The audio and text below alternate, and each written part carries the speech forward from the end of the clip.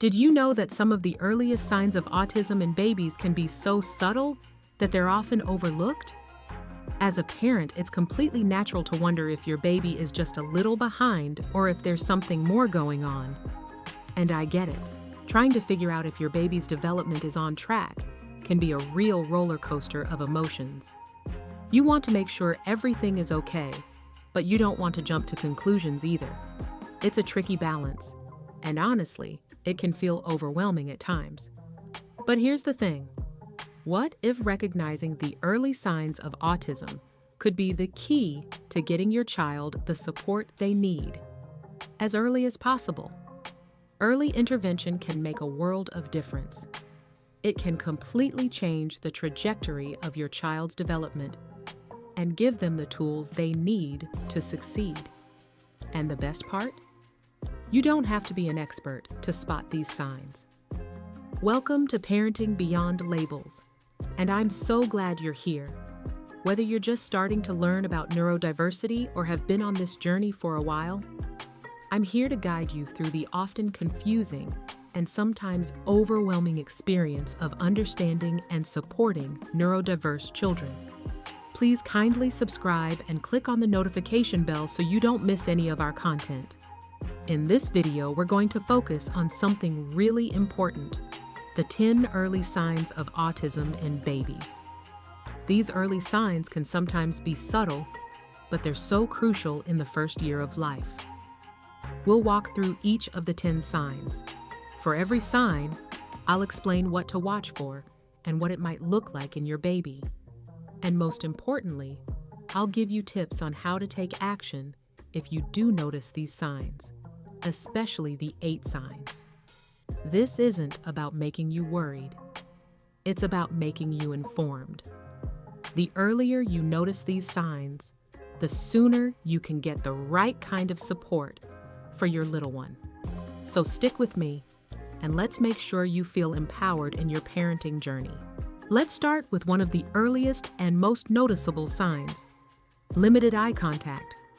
Babies typically begin making eye contact around 6 to 8 weeks of age. But for babies with autism, this might not happen at all, or it might be delayed. If your baby consistently avoids eye contact or seems uncomfortable with it, it's worth paying attention to. While some babies might take a little longer to make eye contact, the consistent avoidance of it can indicate an early developmental difference. Take Sarah, for example.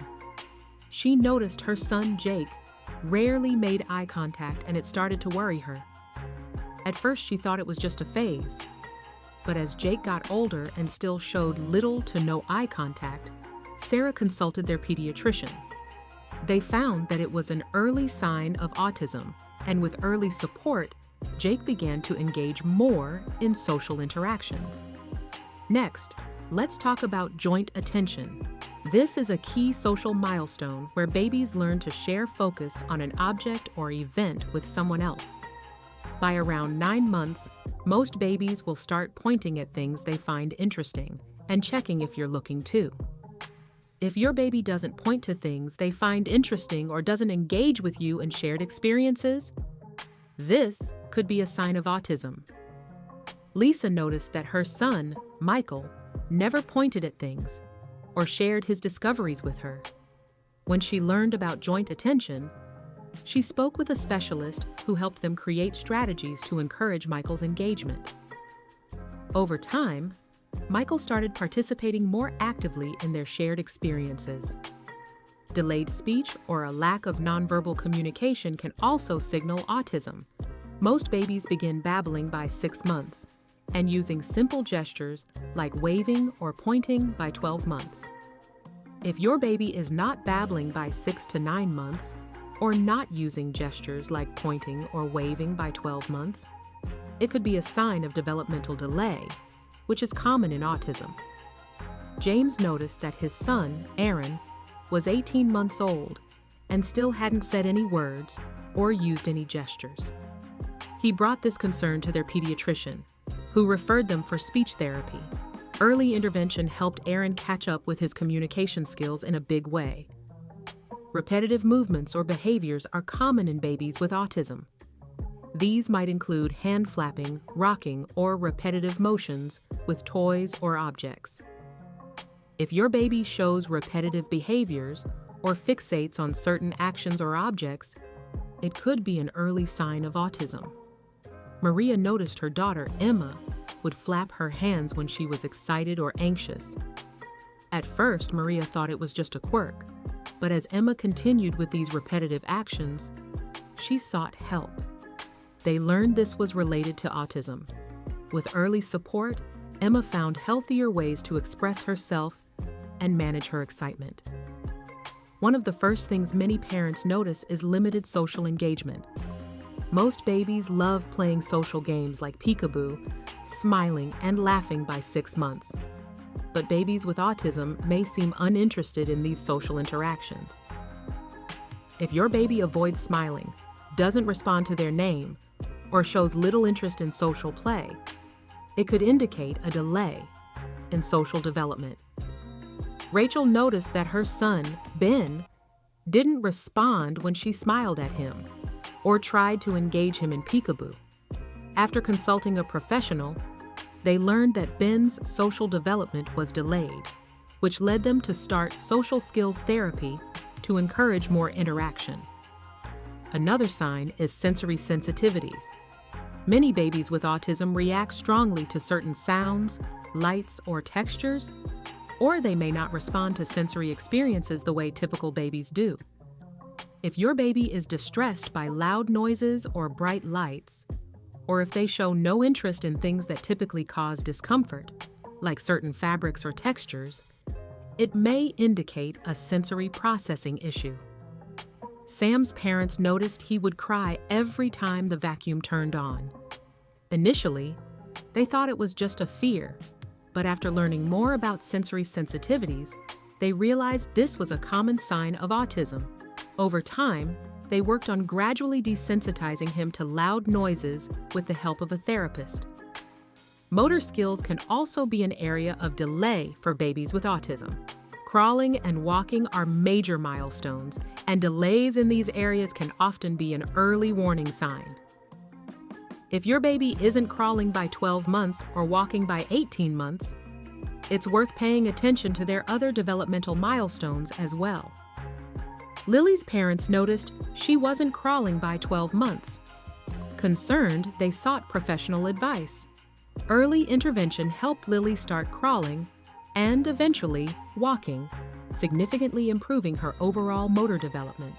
Babies are naturally curious, but some babies with autism show little interest in exploring new environments or trying new things. If your baby avoids new experiences, doesn't show curiosity about new toys, or isn't interested in exploring different surroundings, it may be a sign to keep an eye on. Jake's parents noticed he never seemed interested in new toys or environments. After consulting with professionals, they learned that this lack of curiosity could be a symptom of autism.